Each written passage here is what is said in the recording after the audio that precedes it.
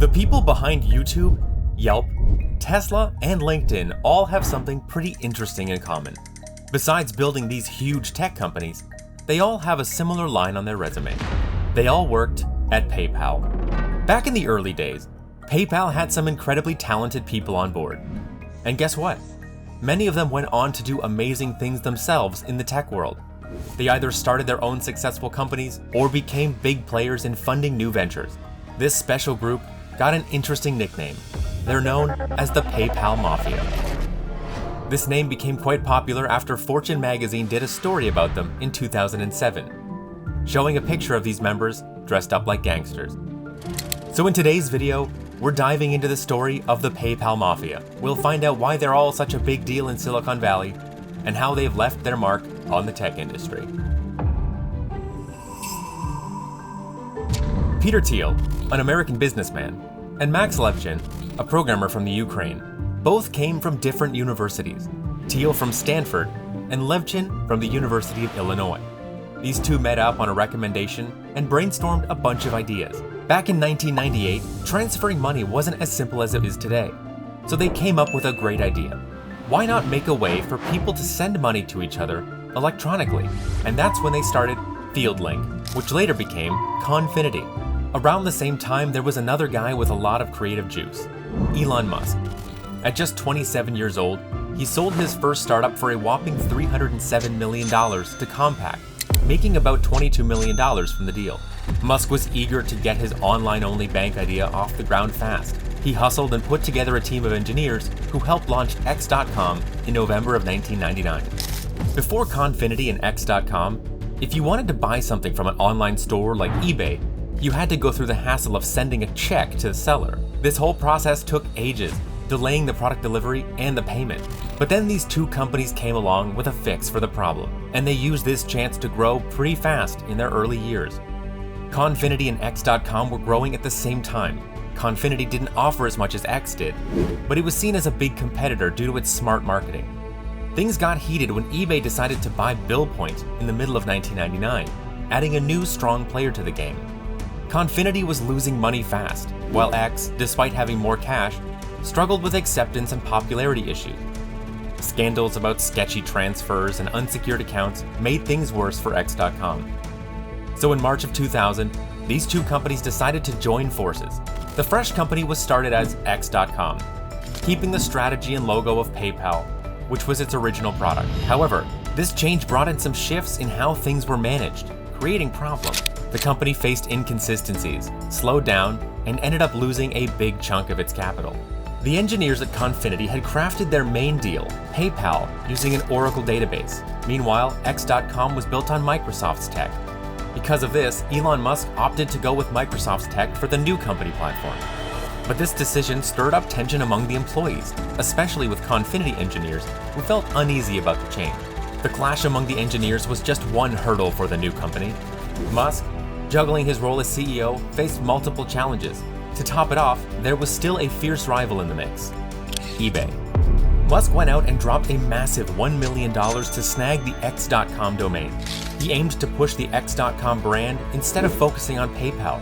Before jetting off to Sydney for his honeymoon and catching the Olympics, he ordered the removal of the PayPal name from the company's website. That move ended up ruffling quite a few feathers among his employees.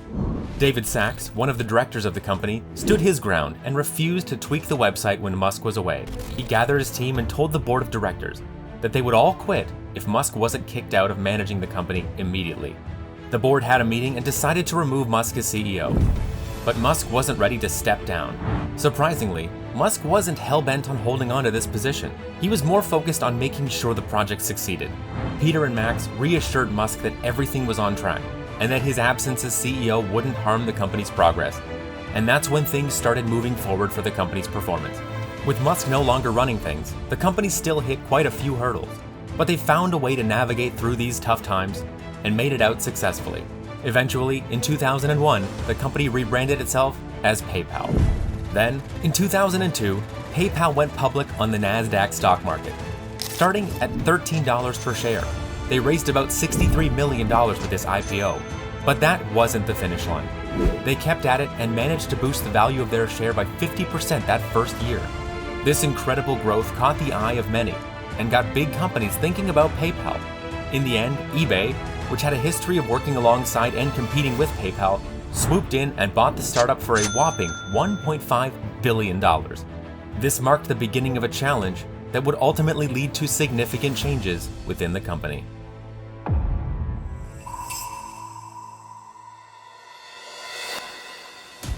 eBay's purchase of PayPal back in 2002 was a huge turning point in the whole Mafia story. When PayPal joined eBay's online marketplace, it completely shook up how e-commerce worked. This wasn't just some business deal. It was two giant tech players joining forces, bringing their own strengths to the game. However, the confines of corporate life just didn't sit well for the visionaries. The PayPal Mafia, after getting a taste of freedom with their own ventures, felt increasingly stifled by the corporate setup. The bureaucracy and red tape clashed with the innovative spirit they had thrived on in their PayPal days. It wasn't a departure fueled by dislike, it was a quest for freedom, a return to the wild and innovative ways of Silicon Valley's startup scene. The label PayPal Mafia came later as a nod to the combined impact these people had on the tech world. As they left PayPal, each of them embarked on their own journeys, starting businesses and leaving their mark on the industry. Elon's path post-PayPal stands as a symbol of bold ambition. SpaceX, launched in 2002, aimed to revolutionize space travel.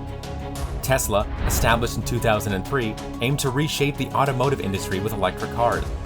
Musk, once a figure of online payments, transformed into an icon, linking space exploration and sustainable transportation. Peter Thiel, always hungry for more success, kept on shaping the tech world. Apart from helping to start Palantir in 2003, a company all about data analytics, he became a big shot in the world of venture capitalism. Thiel's Founders Fund, kicking off in 2005, played a major role in many successful startups, adding just another layer to the PayPal Mafia's business legacy. Reid Hoffman, shifting gears from the financial world to professional networking, co-founded LinkedIn in 2002. This platform changed how people network professionally, and in 2016, Microsoft grabbed LinkedIn for a jaw-dropping $26.2 billion. Hoffman's shift from PayPal to LinkedIn showed how the Mafia always saw what the next big digital wave would be. Max Levchin, always on the lookout for innovative ideas, helped start Slide in 2004, a platform focused on social media apps. Later, in 2012, he started Affirm, a finance company offering clear and user-friendly loan solutions. Levchin's ventures after PayPal proved just how adaptable his skills would be, skills he picked up during the early days of online payments. After bidding farewell to PayPal, Steve Chen, Chad Hurley, and Jawed Karim came together to birth YouTube in 2005. This platform completely changed how people watched and shared videos. Then, in 2006, YouTube was scooped up by Google for a whopping $1.65 billion, showing again just how big of an impact the PayPal Mafia would have on our digital world.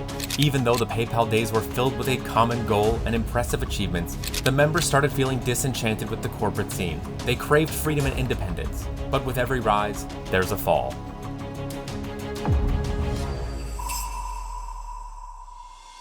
Several factors led to this growing discontent. One major issue was the perceived loss of control and agility that often comes with being acquired by a larger company. After the acquisition of PayPal by eBay in 2002, things changed. The fast-moving tech startup was replaced by a more strict, top-down setup, which clashed with how many of PayPal's folks liked to work. On top of that, some members felt like their ideas and opinions didn't matter as much in the big corporation. They had to wade through a whole maze of approvals, which put a damper on their creativity and made it tough to make those quick calls. Peter Thiel, in his book 0 to 1, talked about how frustrated he was with all the red tape and the lack of ideas at eBay. That frustration led to his departure in 2004. Max Levchin, another co-founder at PayPal, felt the same way. He wanted more freedom to try out new stuff and experiment, which led to his departure in 2002.